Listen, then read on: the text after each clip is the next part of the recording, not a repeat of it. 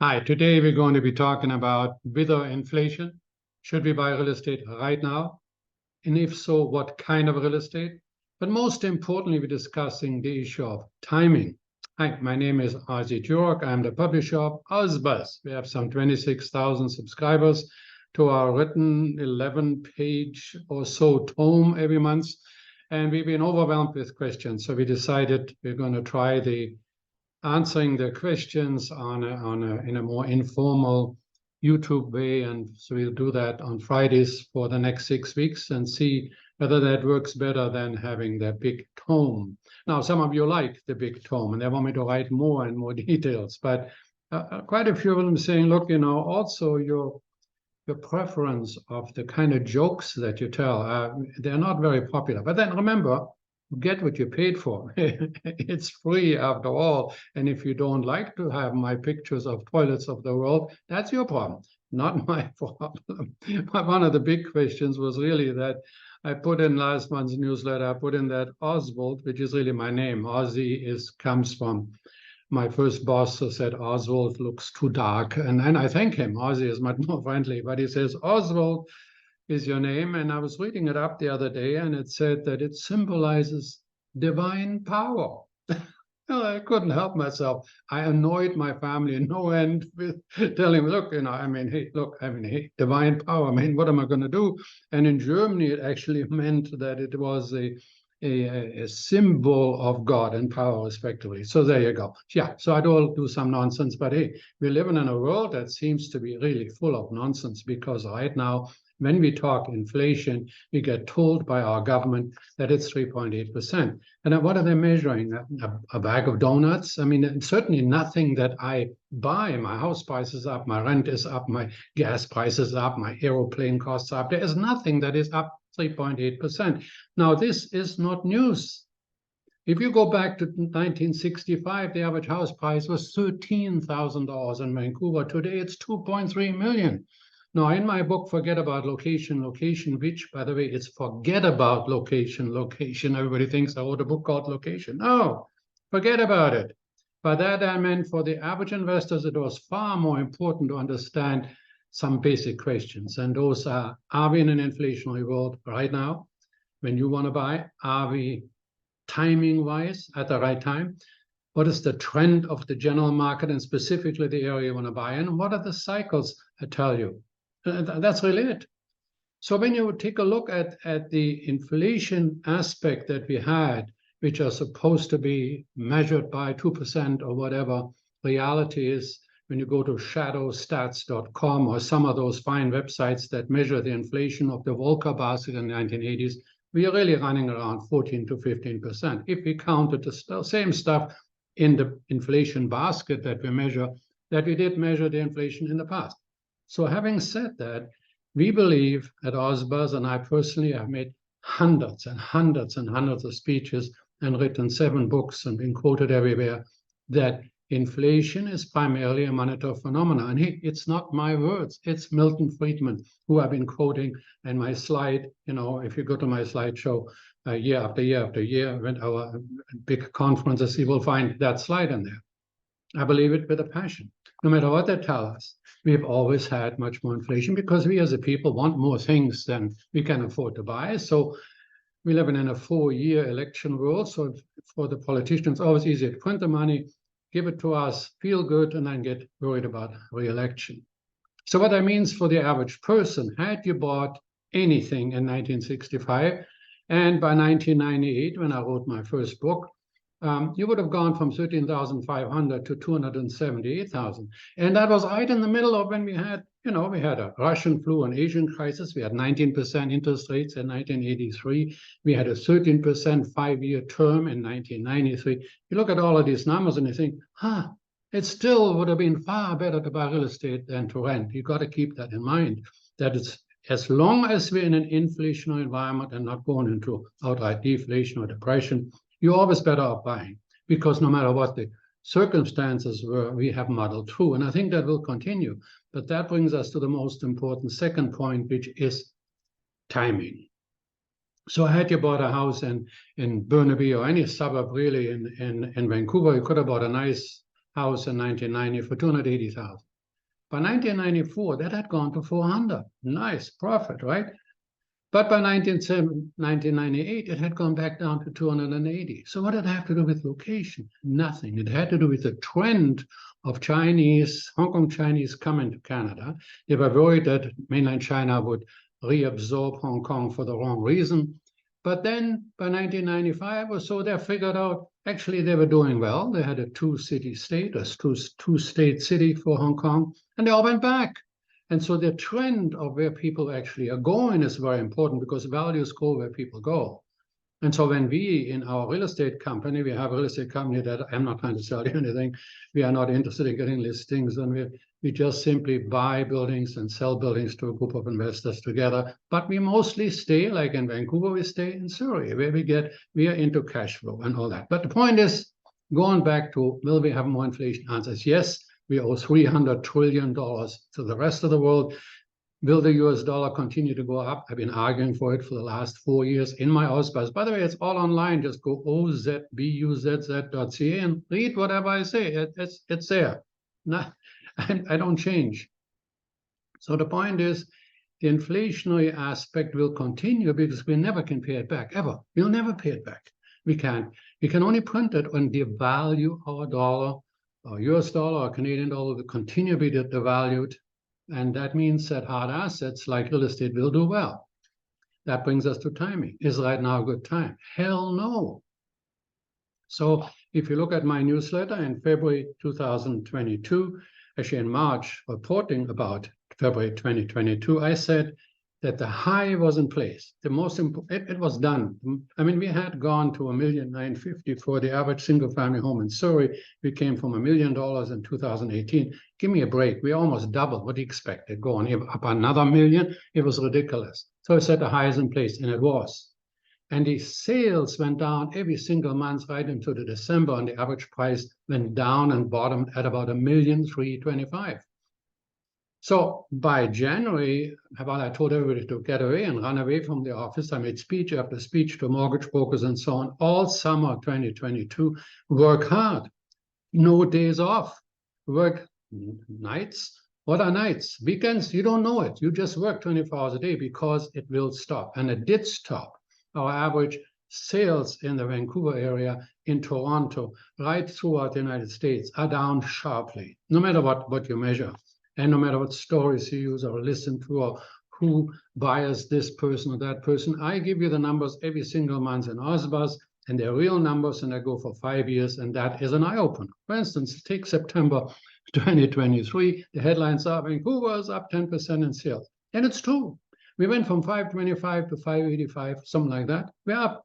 However, if you measure yourselves against September 2021, when we had 1,100 sales, we were actually down 60%. So, you know, Disraeli said lies, damn lies, and statistics. You know, you can make statistics sing you a song that you want to hear. But reality is that we went too high. We reversed right down in December. And then I started writing to investors in March. If you're an investor, this is your market. Obviously, we're starting to go up again. Remember the concept of timing. And it was a great time if you bought this March and then got out in the summer when we said, hey, you know, be cautious, be careful. And right now, I'm going to come back at the end. I'm going to give you 8 recommendations of what you should buy and a whole bunch of what you should not buy. But the point is that inflation is there. Timing right now is not there. The trend, we're going to go into some of those trends, but the trend is actually down. The trend is to higher interest rates. The trend is not your friend right now, right? And the cycles are against you. So we're going to deal into that, but let's look at some of the questions that we get. We got a lot of questions on refinancing. This one is, would you happen to have any recommendation on refinancing commercial property? I'm a small-time landlord with 4,300 square feet. It has quadrupled in price while rent has doubled. Not really complainable, right? I mean, not bad. I'm curious about your opinion and resources for a good mortgage broker that you think I should check out. Certainly, commercial property in the lower mainland, industrial property has rocketed higher. We recommended to buy in Jurock. I guess 3 years ago, it was $1 million an acre, and now it's $4 million an acre. I don't think that you would cry to make that kind of money. I passed on a good mortgage broker to him that specializes in commercial mortgages. Now, the reason why I mentioned this one, I get this constantly. You know, we send a mortgage broker to recommendation from Calgary. We send one from Victoria in particular. We have some great guys and gals that we like, because you need in today's world a mortgage broker that has access to all the financial institutions. And a mortgage broker that understands that not all financial institutions will give you money. And also that hits you with a whip to get the documents ready, because today's banks are literally trying to know the name of your firstborn or your firstborn of your son. You know, I mean, the thing is, it looks like ridiculous, but when you have the timing effort, we sold some 50 condos that are coming due they're finished in February. And I'm right now whipping the buyers saying, look, guys and girls, get yourself pre-approved, because we now have a financial institution that no longer does pre-approvals. We have another financial institution that gives you 90 points higher. So yeah, maybe the rate is 7, but for you, the pre-approval costs you 8.5, which is effectively killing it right there and then. So you want to have a mortgage broker that can look at your statement, look at your assessment of yourself and your debts and whatnot, and then put you together with the right broker. Not all mortgage brokers are the same. 100% very important that you go with a broker that knows what they're doing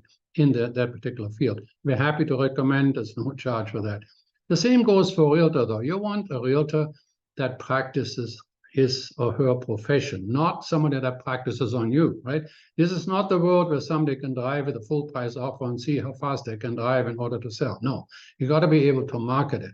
And that brings me to the next question, which is, I see that there's still reporting a lot of that people are still reporting a lot of full price offers, over asking, multiple offers. Are these multiple offers real? And I would say, yeah, they're real. But remember, it's probably done by a professional, long-term, wily old bird realtor who knows the property should be worth around $1.5 million. And then knowing that in today's world, every buyer is on the internet every night. You know, I mean, you haven't lived unless you have access to MLS. You have withdrawal symptoms. But so the buyer comes already finely tuned into their marketplace, knows probably more about the realtor in the marketplace about value. So when your listing comes out at $1.3 million, they pounce. And that's the value old earth. He stages it. But for everyone, and I wrote that in the newspaper, everyone that's a multiple offer situation, there's 9 houses that haven't sold. This market is not a hot market. Sales are way down. We're looking at dramatic decreases. Now, when you go to Toronto, you say, well, in Toronto, it's better. No, actually, Toronto had an anemic 2022, just like Vancouver, all about 40% down in sales over 2021. But in Toronto, we actually in September were 8% below the anemic 2022. So and the same with the prices. You know, when you look at prices comparison September to September, throughout Canada, we look pretty good. You know, in some cases we're up. Certainly Calgary and Edmonton is performing much better. But overall, when you measure yourself against the all-time high prices, which were in Toronto about March, April 2022, and Vancouver about, 2022 February, they're still not back there yet. So, the market is not going to run away from you. What is important that you pick a local area, that you pick a professional that you can work with, right? And you'll take a look at Northern BC, for instance, right now, the average price is down to $408,000. It's almost back to 2017. By the way, go to the British Columbia Real Estate Association. We put the graph in our last newsletter, but they put out great statistics for every small town in British Columbia, and certainly the Canadian Real Association gives you the whole country. So the thing is, the big question here is that I know it's almost impossible to predict the policies of the federal government, but do you think they will discontinue the foreign buyers ban in December 2024? I don't think so. There's no need for them to do it. I don't think the foreign buyers ban has any impact because we have a built-in population of Asians, maybe as much as 20% in Vancouver, and they all have relatives, and they could certainly buy it in my name and circumvent the foreign buyers. What is astounding is now the underused housing tax, and I don't want to bore you to death, but I've had 22 questions on that. Go see a lawyer. If your name is on the title and your wife's name is on the title, it's your principal residence, it doesn't affect you. But boy, if it's in your company name, if you're doing a trust fund of some sort, if you have your children on there, if you have it in your company name, even though it's your principal residence, you must declare. You may not have to pay anything, but you must declare. And listen, the deadline is October 31st. See your accountant and do the underused home tax, which is really aimed at foreigners also that come here and buy real estate and leave it underused. Now, the government seems to think that it will free thousands and thousands of units. I'm in doubt on that. Next question is, what do you think about what do you think about Mr. Eby's new tax on, I can't really find it now, but the question is on the overnight rental disallowance that the British Columbia government just put in. And so the point is that the government says you can no longer rent out anything on a nightly basis unless you have a license, and you can't get a license anymore because throughout British Columbia, we're going to be really very, very negative on anybody that does this. We're almost like, first of all, our taxes are increased at a dramatic rate so that your regular rental makes no sense. And if you try to save yourself and rent it on a nightly basis, then you're the villain. You're the terrible person that is in when the government is doing continuously charge increases, but it's your fault, right? But the thing is that the new rule on short-term rentals have teeth. And you should really be very cautious, depending if that is your goal to buy. What are the rules of the government going to be? I mean, we haven't got all the fine-tuned details yet, but the idea is you can rent out only in your principal residence. Now, that was the case already for Vancouver and one other unit. But we can really see the unintended consequences. Remember, we are now supposed to be able to take our single-family home in Vancouver and make it a sixplex. Well, can that be a sixplex for overnight rentals, or is it a sixplex only for rentals? Well, that means that we have a whole new world, perhaps, with people that had planned to do that. The other thing is that you may not know, the municipality might allow overnight rentals right now, but in the fine print, they say they reserve the right to change the rule overnight and forbid it. Well, if you paid $1 million for a condo, let's say in Kelowna, or for a condo in Penticton or anywhere really, and your goal was to have overnight rentals, and say that's now all of a sudden taken away overnight, then maybe you cannot pay $1 million for your property because you'll never get the payments back or make the payments on it. There's a whole bunch of questions on pre-sales, and I would just urge you to go my Ozbuzz 87 on the whole question of assignments. Yes, you have to pay GST on the profit of your assignment. So if I buy something for $1 million and assign it to you, not transfer title, but assign it to you at $1.2 million, I have to pay GST on the $200,000, not on the $1.2 million. And if you then sell it for $1.4 million, again, you have to collect that GST on the $200,000. So I think it's important to understand if, for instance, if the $200,000 that you're getting the profit and includes GST, you have to, the assignment fee would be $9,522.24, and your fee you would only get $190,000, whatever it is, the balance. It also behooves you, if you earn over $80,000, get yourself a GST number. But read about that. It's just too many details. We've had 11 questions on it, and we're going to get a lot more. The underused housing tax is so complicated now. But remember, the underused housing tax, you have to declare by October 31st. So if you have the slightest doubt, see your accountant, see your lawyer, at least file, because the government already extended it from the penalties that were in place by, we're talking about 2022 now, so it was supposed to be reported in March 31st. That's been changed, extended to October 31st, but October 31st is it. You have to do it. So obviously, I'm not as well organized as I could be, So remember also that Mark Twain said all generalizations are false, including this one. So when I make a generalization on my basic philosophy, just remember that. But so if you're in an inflationary environment, and if we are at the timing that we are in a lull, and that we will muddle through, but it might take some time. I am of the view that we're heading into a recession in 2024 in the first quarter. There's no way that we can get out of it, in my view. Now, you probably have different views, and that's what makes the world go round.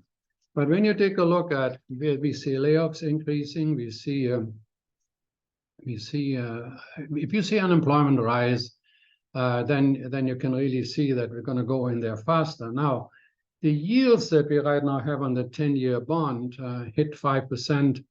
And in my newsletter, I pointed out that we now have in Canada the overnight rate coming up on October 25th. Now, I get a lot of questions that people are confused. Remember, the overnight rate is the rate the central bank sets for the banks. The banks then take that overnight rate, let's say it's 6%, and then they might put out their prime rate, meaning for their best customers, it might be a little bit less, maybe 0.3 less than say the 6%. So that determines only variable rates. So the 1 year, 2 year, 3 year variable rates are always set essentially following the federal government's, the central government's overnight rate, which is coming on October 25th. So in between, it never changes because that rate stays fixed. However, the fixed rates, like in the US, the 30-year rate, and in Canada, the 5-year rate, fixed rate, or even if it's a 4-year fixed rate, that's tied to the bond market.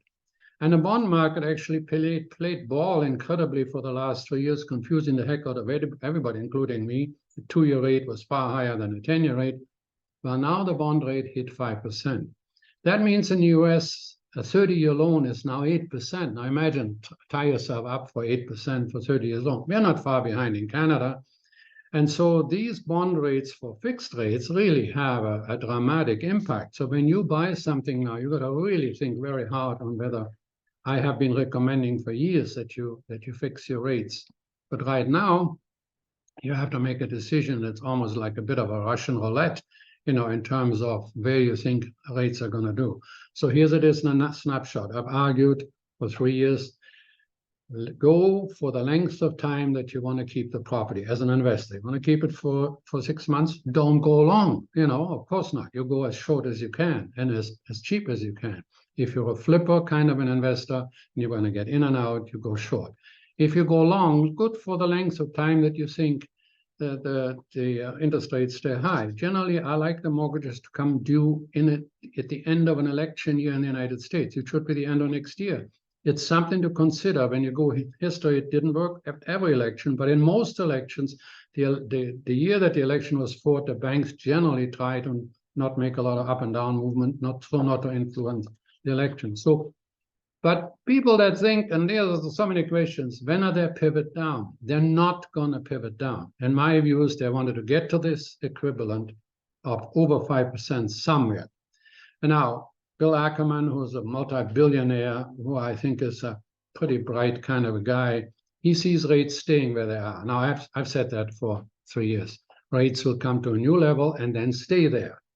Now, Jimmy Dimon, who runs one of the biggest, most well-run corporations in the world, thinks that once it hits over 5, we go to 5.25, and we could hit 7. Think about that. I mean, the whole idea of these rates are so married to how much money we're overspending that it boggles the mind. And for the purposes of this particular video, I just want to say this, that the interest that we're paying now in the United States and Canada on the extra debt, and it's worse in the States than in Canada, the extra interest we pay, that alone could go to 30% of all the taxes collected within the next 2 or 3 years. So it is serious, but it also means that things of real value will be inflating. And to some extent, we will be seeing a world that is going to go sideways for lengths of time. We don't believe that interest rates are going to go down. Their goal was to have it over. We put in Ozbuzz newsletter 2 or 3 issues. We put 50-year history of, in Canada, the 5-year term, and only 5 years out of 50 was their mortgage rates under 5%. And that was 2016, 17, 18, and so on. So it's the new millennials that came on, in 2018 and so on in that area, they never saw any high rates. They can't believe it. But for 45 years, we were always over 5%. on our fixed mortgage rate. So it's not necessarily that unusual. When I was president of Royal LePage, I was in charge of some 10,000 people, and I was on national TV, and I said, 11% is a good rate for the family. I mean, if I believed it, we came out of 15%. So the point is that the world is a wondrous place. It is a surprising place in many instances. Okay, some more questions.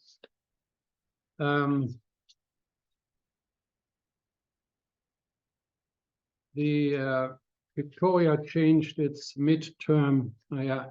Victoria, in Vancouver, we are now allowing the conversion of a single-family zoning to a fourplex or a sixplex, and it's just recently done, and there aren't very many that have done it.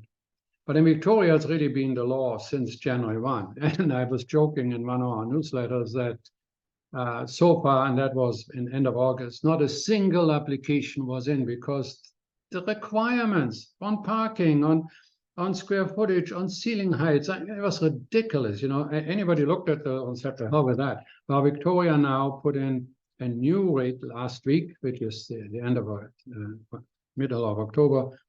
And those you have to get from the city to see, it's supposed to be better, and a lot of those things have been fixed because they want to get that middle tier up in terms of condos that are not too expensive. So you want to take a look at that. So the refinancing we did, housing policy we did. Okay, then let's take a look at some of the things that you should do. I have a slide out that I have for years that there's a market, and then there is your age. And I think when you're 70 years plus, 50% of your money should be in cash. It's funny how many letters I've had last year where, in one particular case, a fellow wrote me, says, my wife and I nearly got a divorce when she said, Ozzie says, go 50% in cash. And I really didn't want to do it, but I did it. The only money I've left is the cash. So thank you, Dash, I think. Well, I mean, the point is, Standard & Poor right now, fully 50% of all of those stocks are down. Some of them are down. I mean, most of them, 25% or more, are down more than 30%. So when we talk about the top 10 stocks being up dramatically and then driving everybody else higher, that means that most people are, even if they're lucky, and the rest are all way underwater. So over 70, you don't gamble, you don't get it back. At 60, you should be in my view, 40% cash. At 50, you should have, I have the rate of cash, just look it up in my newsletter. If you're under 40, go for the brass ring, you can make it back. Of course, you want to go all out and gamble and with the best of advice, right? So have an age cash there. Look for and make stink bids on quality pre-sale assignments. A lot of people want to get out. They never banked on the rents being higher. They bought 3 years ago. So the price is still very good.